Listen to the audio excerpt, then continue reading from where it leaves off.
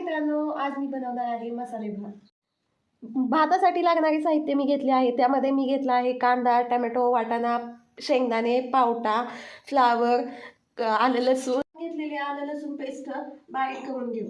त्यामध्ये थोडी कोथिंबीर घालू. कुकरमध्ये घातले आहे तेल. कांदा भाजल्यानंतर आपण सगळ्या घेतलेल्या भाज्या घालून घ्यायच्या. त्यानंतर हळद, लाल तिखट आणि मीठ चवीनुसार घालून घ्यायचं. परतायचं. इथे मी बिर्याणी राईस घेतला आहे. तो स्वच्छ धुवून त्याच्यामध्ये टाकायचा. अशा प्रकारे सगळ्या भाज्या मसाले तांदळामध्ये मिक्स करून घ्यायची.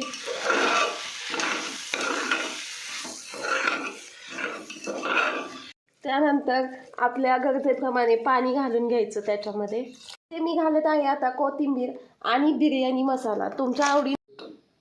आता मी लावत आहे कुकरला झाकण आणि याच्या काढून घ्यायच्या 3 शिट्ट्या.